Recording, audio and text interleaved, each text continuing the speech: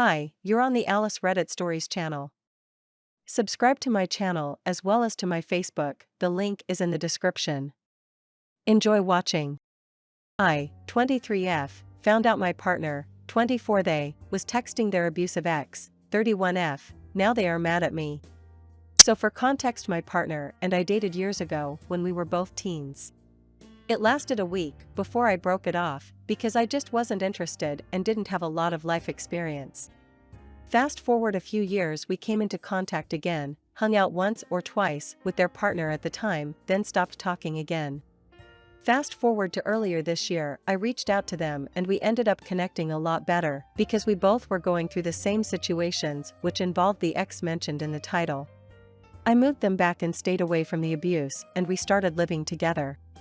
We connected right away and within a month we started dating again, 6 months as of this past week. Now to the problem I'm having. A few days ago, said ex reached out to them to apologize for what they put them through. This person does have mental health problems, similar to mine. I was always worried about them reaching out because I could tell my partner was still in love with them even though what they put them through was horrible. I know how love bombing works and I figured if she reached out it couldn't be without ill intent. I'm coming to you guys because honestly I'm at a loss with how to handle their reaction. They said that they were going to talk on the phone with them to talk about what happened and to get closure. Said it wouldn't be long, but out of respect, they didn't want me outside with them. I didn't agree, but didn't want to cause an issue. It went for over an hour, they were talking to her and laughing during certain points.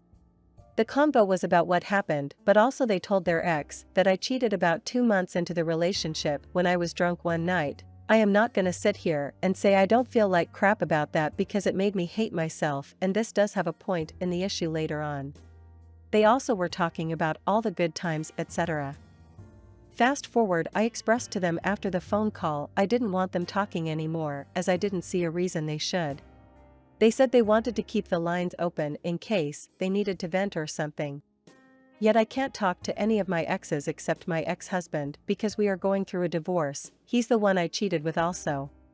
It felt very one-sided, but again, they find it controlling it seems when I keep pushing for them to not talk to someone, even this specific ex. So I was like, you know what, I'm going to put that trust into them and let it be. Last night, while they were at work, I noticed they had been online for a while. Not just during breaks, but like the whole night. Plus they hadn't even been texting me.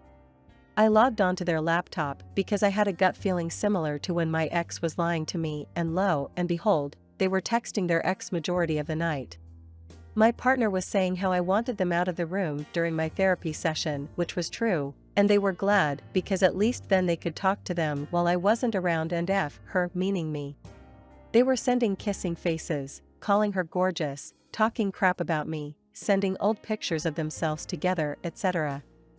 Obviously, I was not only extremely depressed, but also extremely angry. There's a lot more that was said in the messages, but it boils down to texting them instead of me, like it was me, like they were together again. Emotionally cheating. So when I got them from work and we got home, I confronted them heavily. I was furious and shaking. Ever since they have been acting like the victim, saying they always push people away, hurt people, be better off if they died, etc. Also making me feel like the bad person. They were refusing to talk about it or anything and saying it's not like they slept with them or anything, and I actually cheated, so it's fair. Right before I took them to work, they were making me feel bad for not going to work recently as I have been sick with bronchitis and my anxiety and mental health have been horrible, especially now, and I'm wanting to be 100% before I go back. They are almost taking it out on me, said the ex blocked them after they told her I found out, but I'm still weary considering how they are acting towards me now. They are not only taking it out on themselves, but also me. I don't know what to do because I feel like if I keep trying to talk about boundaries and talk through it, they will keep pushing away, which they know is unhealthy, but they never really try to not do it. If I don't keep pressing it, will they eventually come to me, or will I be stuck in a relationship where I'm always going to be the bad guy even when I didn't do the bad thing? TLDR, my current partner, 24 they, was texting their ex, 31F, behind my back and now are treating me like I did it while taking it out on themselves, and I don't know if I should keep wanting to talk about it or leave them be for a while. My coworker is blackmailing me not to take time off for my honeymoon, ask a manager. External. Original post, and Allison's response, March 2, 2020. I work in an office where I'm the only person who can do 75% of my job, but there's a second person who can do essential functions. We have a policy that only one of the two of us is allowed to request advance time off at a given time, so one of us is always in, barring emergencies.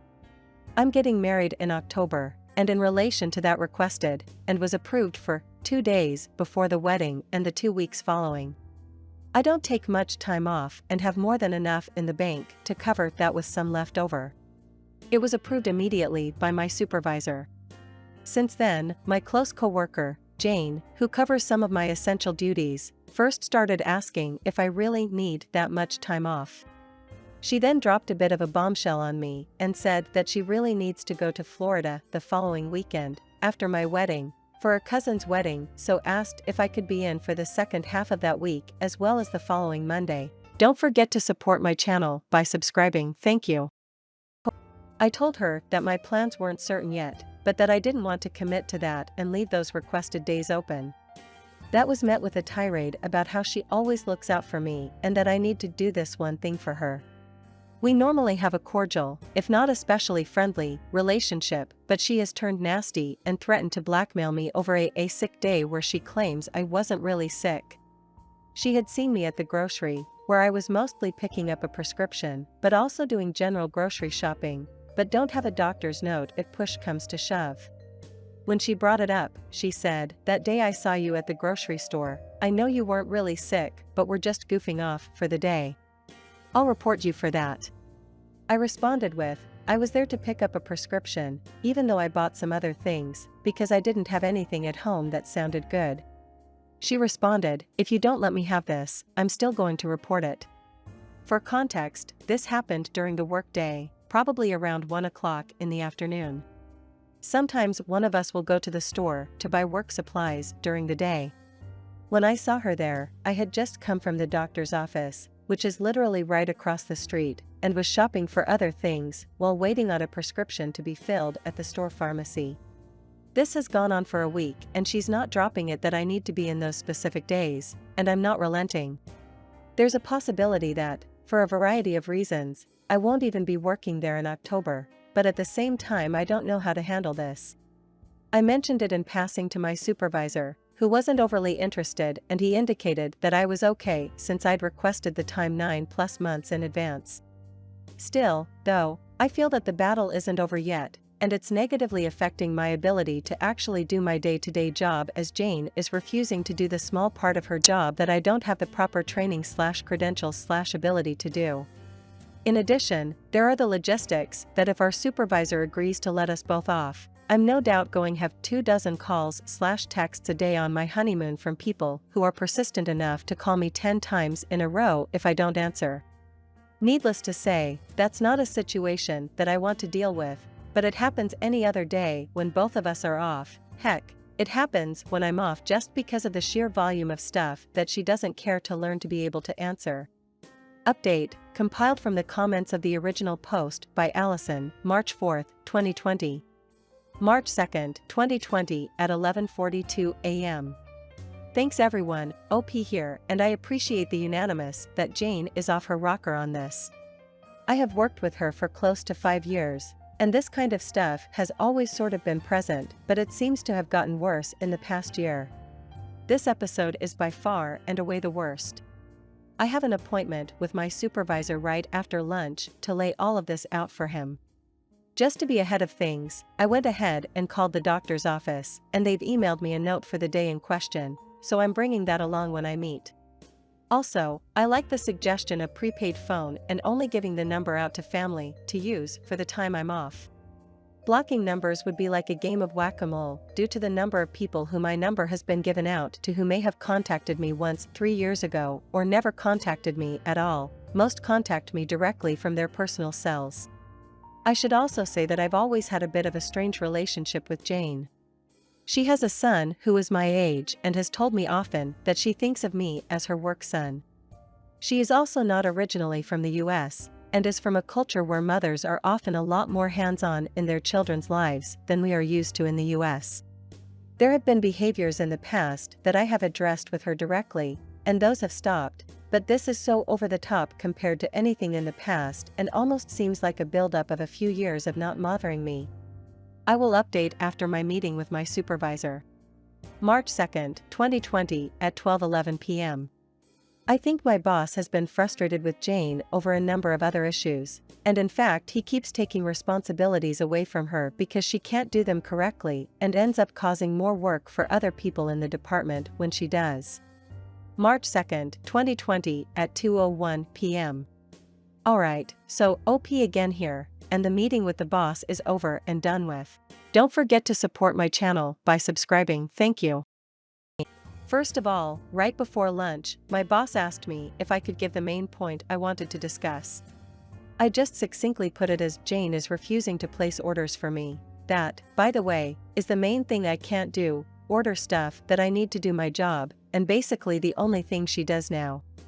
He then asked if it was alright if the department chair, i.e. his boss, sat in on the meeting. I said sure. I went in with a copy of my excuse. When things got started, I said, before I get into the immediate problem, I want you all to know that Jane is claiming I abused a sick day because she happened to see me at Kroger on a day I was off. Here's my doctor's note. Both of them even refused to look at the note. My boss said, "You said you were sick. You've been here close to 5 years and have never given us a reason to doubt that you were being untruthful for it. As a matter of principle, I'm going to note that you offered documentation, but I'm not going to look at it because I trust you." The chair weighed in and said, "Yeah, I remember seeing you the day after that and asking you if you should even be in because you looked so bad." They both said to put that concern behind me, and that they would address it with Jane, that it was none of her business.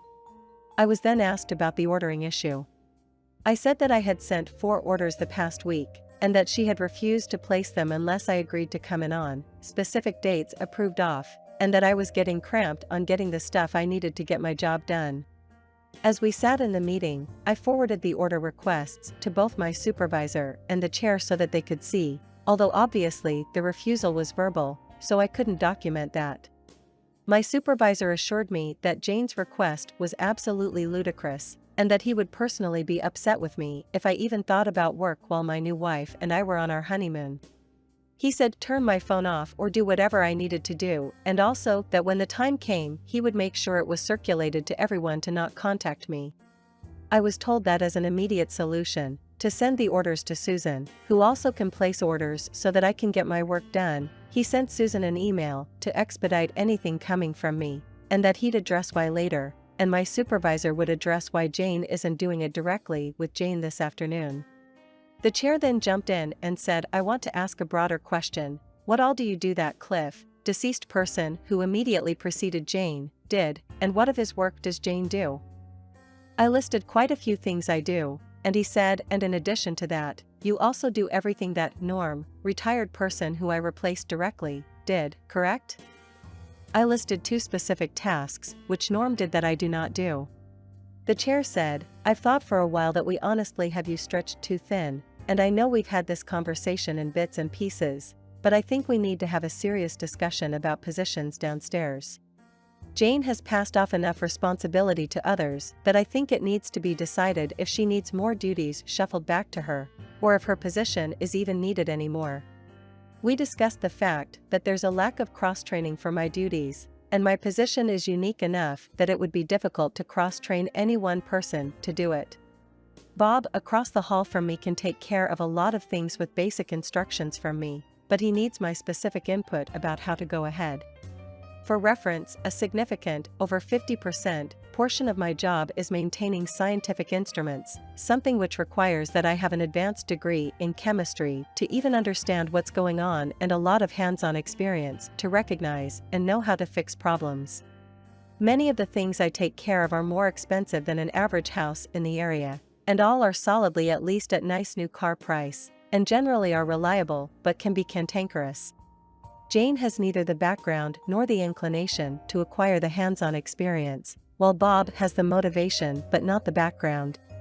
I not only maintain but consult/train on when and how to use the appropriate tool for what you're trying to do. In any case, to cut to the chase on that, we have a bit of a patchwork plan to cover when I'm gone, and the idea was also floated of hiring Norm, my retired predecessor, for a few days a week on a temporary basis in October. I'm supposed to have lunch with Norm next week. I'm the only person from work who is in regular contact with him, so have been asked if I would see if he was open to the idea, not as a formal offer, but just to test the waters, so to speak.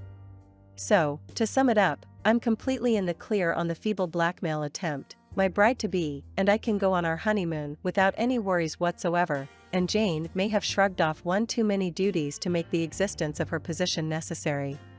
Not that this is the end of the world either, but I've talked to my fiancé and she and I are in agreement that Jane is now off the guest list.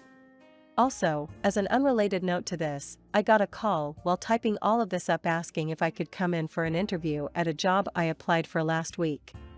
So, I may be out before this is even an issue. March 2nd, 2020 at 7:53 p.m. As a bit of an interesting, not really an update but an update thing, I should also mention that my office is right next to Jane's, and directly below the manager and chair's office. My manager came down about 3:30 today to look for her, presumably to talk to her about all of this, and she was already gone for the day. This is a habit of her, but it's not usually a half hour before her quitting time. He asked me where she was, and I said that I had no idea. Bob across the hall replied that she had told him by 5 minutes prior. My supervisor called her, and she claimed that she was at the grocery store and named something she was buying. I was asked if we needed that particular item, and I said no, I bought it 2 weeks ago, we won't need it again until June. So, it seems as though she's been caught in her own lie, especially if she comes in tomorrow and can't produce a receipt that she was actually there. March 3rd, 2020 at 1:27 p.m. Alright, everyone, I'm anticipating a big update this afternoon. Jane is currently barricaded in her office, apparently not taking phone calls. Other people have called me directly when they couldn't reach her, as opposed to the usual sequence of people calling her and then the call getting passed off to me to actually answer it, and my manager has called a meeting of all the support staff except for Jane this afternoon. March 3rd, 2020 at 5:32 p.m. Alright, so here's the update. The manager, department chair, and unit business manager sat down to meet with all of the support staff save for Jane. The meeting was opened by saying that as we all knew, they had discussed with all of us our actual day-to-day responsibilities, not our job descriptions, but what we were doing. It was then announced that as of 3/20, end of next pay period, the position which Jane is currently occupying has been marked for RIF, reduction in force, or put another way, the position is being eliminated. The rest of the meeting was relatively short, as it was a discussion of what Jane's description currently assigns to her, and who will do those duties. The net result of that is that I'm actually ending up with less work to do, not by a dramatic amount, but a few things off, as some of Jane's duties that I'm currently doing are being assigned to others. We were informed that starting next Monday, Jane will no longer be coming in, as she will be using accrued vacation time in lieu of working until the RIF is official. We were directed to help her where necessary to finish out any remaining business this week. Don't forget to support my channel by subscribing, thank you. So, that's that. It looks like Jane will indeed get to attend her cousin's wedding in Florida. March 3rd, 2020 at 7:35 p.m. I'm honestly amazed at how quickly things happen too. I suspect that this was a discussion that perhaps had been happening for a while now, and perhaps this was the straw that broke the camel's back, so to speak. I, 20F, have feelings for another person, we will call D, 20M, who has also admitted they have feelings for me, but it is complicated. So a quick background of my dating life. In August, I broke up with my boyfriend of 3 years. In September, another person admitted they had feelings for me, so we started seeing each other. It didn't work out and agreed to be friends around October 10th. I wasn't too sad about it, and after a while I was happy being single and focusing on myself. I live in a house at university with, what was, 5 other people, one of whom is D, and another person in the house was a couple. Due to a series of events that happened mid-October, they broke up and the other one moved out. The rest of the house found out that the person who moved out was incredibly controlling and abusive to D. Authorities were involved and I helped D through this situation. Before, I mainly kept to myself and didn't know anyone in the house except to say hi when we were in the kitchen. Me and D talked a bit through social media, and a week after he broke up with the other person, he admitted he had a crush on me. I told him that everything with the house is already complicated and that the timing isn't right and would be happy to be friends. We left it at that. Before him admitting his feelings to me, I was already planning a night out with the house, but unfortunately all the tickets for the event we were going to go to had sold out. However, D asked me if I would like to go to the club with him just as friends, as we couldn't go out on the other night. I agreed and asked if anyone else was joining, and he said no. We went out. I only had a couple drinks, so was pretty sober, but D did have quite a few drinks. Throughout the night, D did make advances on me, tried to dance and kiss me, and honestly, I let him. By the end of the night, we were doing typical couple stuff like holding hands. I was sitting on his lap and hugging and kissing. At this point, I had developed feelings for him. The next day we spoke to each other and we agreed we would keep everything on the down low with the other housemates and see how things go. He also admitted he wasn't ready for a relationship yet, which I told him that was understandable. However, the days after this, he would hug me in the kitchen and try and make physical contact. He even tried to stop me from getting past and then hugging me. 1 week after him saying his feelings, I invited him out to another club. On the day he said he had a work social, but will let me know when to meet him. This social went on quite late and involved a lot more drinking than he was expecting. We still went out and he gave me a hug before we went in. Once he went in, he said one of his friends was around somewhere and I said, "Do you want to try to them?" And he said no. Though he was extremely distracted, and after a while I asked him if he wanted to dance and he said yes. This constituted as holding his hand for a minute, nothing like he was last time. When we went home, I asked if he was okay and seemed distracted. He said that it was just how he danced.